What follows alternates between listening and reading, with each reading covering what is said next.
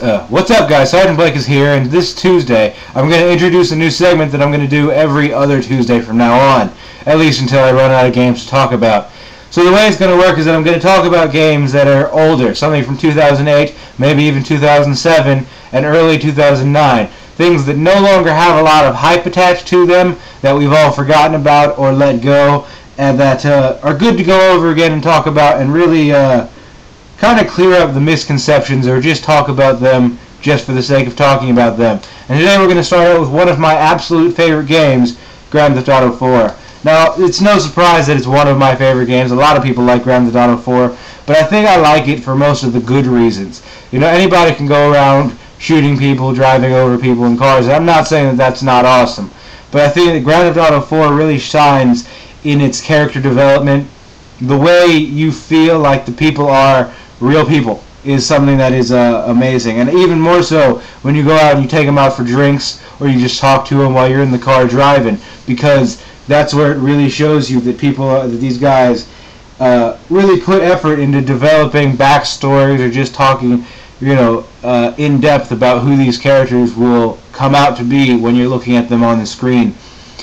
And none of them really disappoint to me, at least in my opinion. I like Roman is obviously this, you know, this apparently normal guy who wants to be a larger-than-life dude, and then you look at Brucey, who is this really buff guy, but he has so many weird insecurities.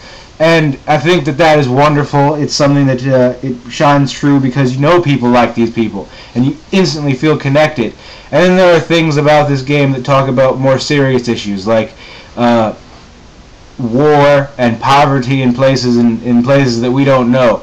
You know, I think that if you're playing a video game, you definitely don't know what poverty is. And they speak about it, and it makes you appreciate what you have, and it doesn't make you think too deep on it. But I think that I've thought about it, I think, wow, it's really deep. I like that they put that in there. There's always a message behind Grand Theft Auto games that a lot of people don't pick up on because of the senseless violence and blah-de-blah-de-blah. But you know, there's just such a great message, and this one obviously deals with the American dream, coming to America and trying to get everything broken in and feeling normal, and this whole culture shock that Nico goes through. But then there's also the dark side, the criminal underbelly, the horrible things that is relevant in the world, but not so much so that people are dying on the street every day, a la Grand Theft Auto. But you know, that's just the way the game feels for me. The story is wonderful, everything's like that, and this is just for me. You know, you guys might disagree. One of the things that I hate to hear about the most when we talk about Grand Theft Auto is that it was like the worst game in the series, or that it wasn't as good as San Andreas, because San Andreas was okay in my opinion. I feel that it was fun, that you got to go around and you were like in the 1990s on the West Coast where, you know, there were lots of gang activities and you could understand why they were doing the things that they were doing, but at the same time it just was not too in-depth. Like, yeah, there was all these RPG elements, but other than like working out, what else did you really do to make yourself better? You shot at stuff and you got better at shooting, which makes sense, but like, you know, it's not particularly fun. You could swim around looking for little shells to make yourself better at swimming. Like I said, it makes sense, or that doesn't even make sense, but it wasn't really fun. Moreover, it was just a thing about like, it was such a big area, which isn't necessarily a bad thing, but it was so large that you just had to drive everywhere, and it was ridiculous. I just didn't enjoy that.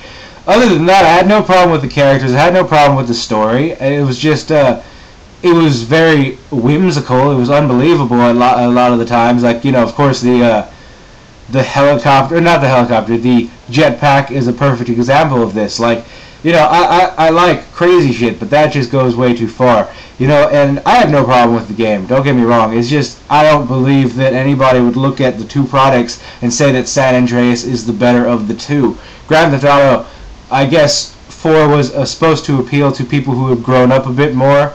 There was a huge gap, and I think that from the age that I was when I played San Andreas to the age that I was when I started playing Grand Theft Auto 4, it's much easier for me to enjoy 4 now because I'm more mature and I can understand things a lot better and I can appreciate them a lot more.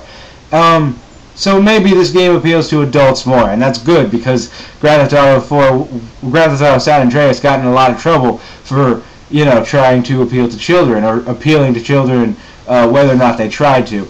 And I think that any Grand Theft Auto game is going to have controversy behind it, but at least this one, Grand Theft Auto 4, didn't have anything new. It was senseless violence, blah blah blah, but that's all depending on the way you play it. I try not to go around shooting innocent civilians, not unless they piss me off, which I could see the psychopath that Nico is going and doing. But, behind it all, you really appreciate the characters, you really appreciate the story, and that is one of the best things about this game. The driving, it feels a bit slower. That's the only problem that I have with it. It feels a lot slower, but you can get through it a lot easier just if you keep that in mind. I'm pretty sure that everybody's played this game, but if you haven't, definitely go pick it up. Everybody will enjoy this to some extent or another. There's still the senseless violence, and you can still go around shooting people for no good reason. So if that is what you want, then there's no problem, right? So that is that for now, I'd say. I'm going to be back tomorrow with news, so please guys expect that. And then other games that I will end up talking about. Definitely I'll probably talk about Resident Evil, Dead Space for sure, Mirror's Edge I'm looking at, Resistance, both of them probably, anything else, maybe the very first Uncharted, but probably not until later because I want to put as much space as I can between Uncharted now and the hype that Uncharted 2 is getting. Not that I don't like hype, but I don't want to be doing it just for the hype. So I will talk about those games in the future. Not every week, every other week. That is it. Expect me on Wednesday for the news and Thursday for just a personal update of what I'm doing. Obviously, I'm playing Grand Theft Auto. But that's it for now, guys. I'll talk to you later. Bye. What's up, guys? One more quick update.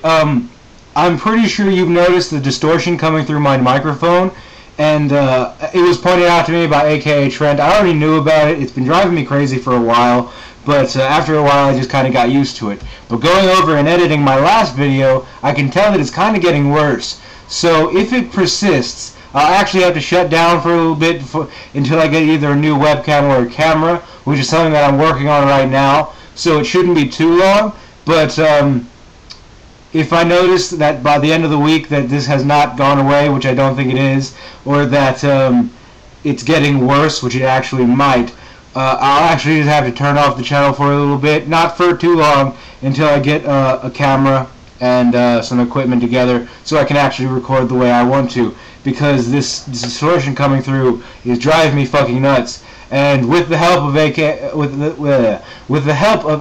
Trent, we've tried to go over and fix it, but to no avail. The program that I'm working on is Microsoft LiveCam. The camera that I have, they're not letting me adjust the audio settings. The fixing it in my preferences isn't working. So at the worst comes to worst, which is what it's coming to, either a new webcam or actual camcorder, which I'm working on right now, is what's going to happen, and you guys are just going to have to wait for a little bit for videos. Sorry for the inconvenience.